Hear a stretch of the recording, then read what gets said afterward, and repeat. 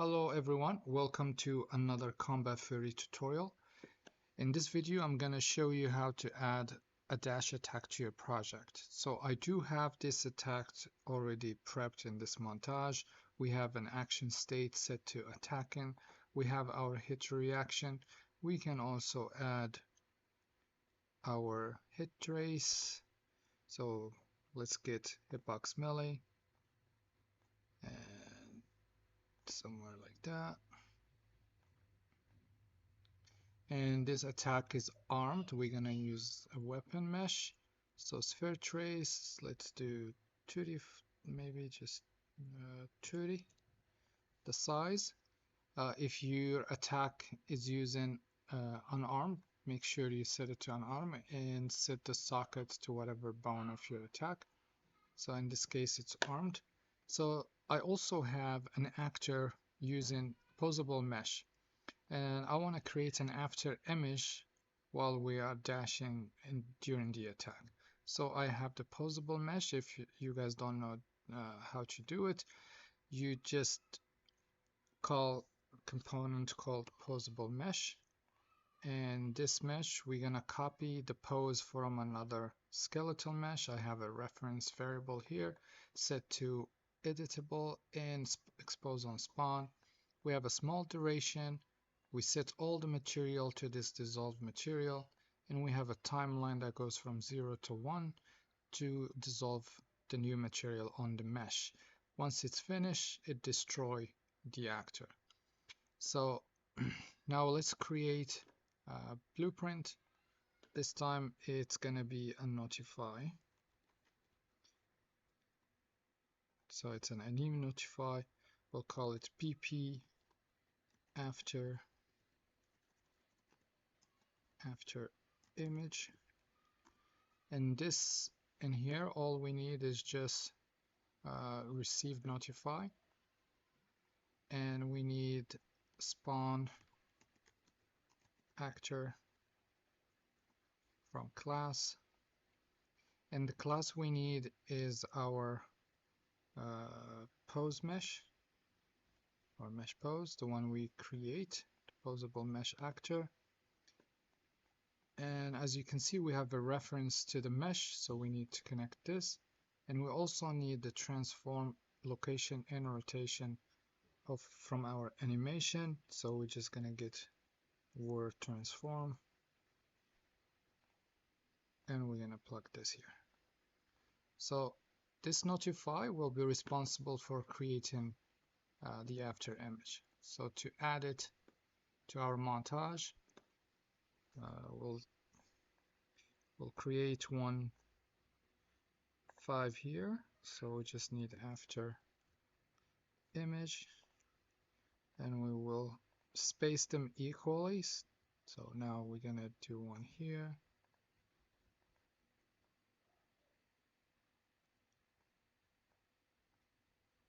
and then one here, and then the last one should be about that. So I kept the spacing of the frames equal, so it looks good. The next step, we will add rotation. So we're gonna rotate to our target, and we're gonna start a rotation probably once, yeah, over here. So this notify is responsible for rotating our player toward the enemy, to face the enemy, and also to move toward the enemy. So because it's a long-ranged or long-distance attack, so we're gonna increase the required distance to face the target, and we're gonna increase the required distance to attack. The speed of the interpolation is set to 7. Okay, so now we have that. Now we need to create another notify to hide our mesh during the attack. So let's go to blueprint class. Let's look for this time anim notify state. So we can have a beginning and an end to our notify. So this one we'll call it mesh visibility, visibility.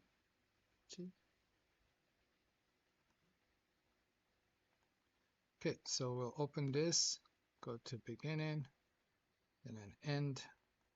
Sorry, not tick. Turn this. So we need the end. So on the beginning, we're gonna get set visibility. Yeah. Then we're gonna keep it to false. If your mesh have other children meshes, make sure you check this. Otherwise, if you're using just one, you don't have to.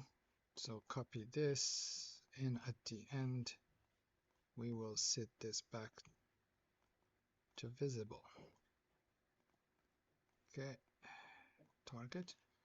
Now we go to our montage and we look for our mesh visibility, and we want it to start right here at the first image, and then shows, I think, probably after the second image somewhere. Okay, so that's done. Next, we will add a V effect. So let's look for Niagara effect, and I have some Niagara depth effect. Or if you have any trail, you can use. I'm gonna go with this one. We're gonna attach to the mesh, and at the end here, let's add another Niagara. So let's look for this time. Let's see this folder here. Niagara. Let's use this blink. Even the effects probably not matching, but the idea is there. So attach. Let's attach to maybe spine 2. Okay, so let's give it a try. But we forgot now the code. So here at the light attack, go all the way down where there is the light attack combo trigger. We need to get a reference of our target. Now get target actor, validate this, and the reason we want to check if there is an enemy that it's locked, then we can use our condition. If not, we want to play our combos in space. So if there is an enemy, we're gonna get distance to target. If the distance is greater than 400, then we want to play our dash attack. If it's false, we want to play the light. Now let's play montage, and let's set our new montage in. Alright, so what I did here is we have a distance between the player and the enemy. If we have an enemy locked on, then we check the distance. If we are close, meaning between 0 and 400, we play this. If we are greater than 400, we're gonna play the dash attack.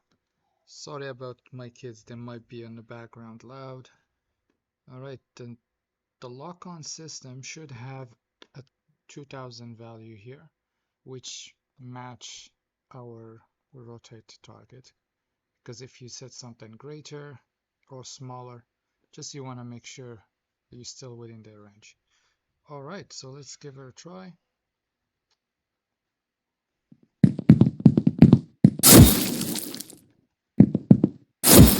So now to be able to see the dash, we'll add a camera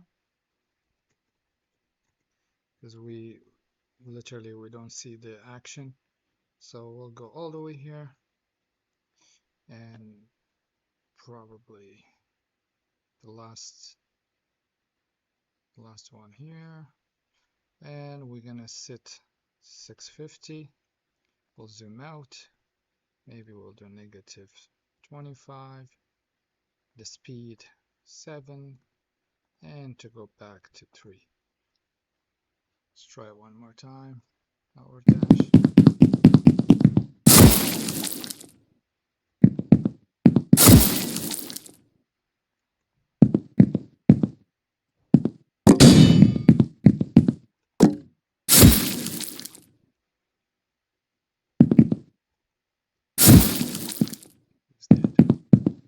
Yeah, looks good. Nice. All right, well, I hope you guys enjoy this tutorial.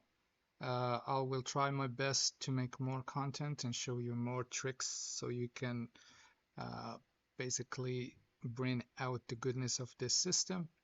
Until then, have a nice day and see you guys.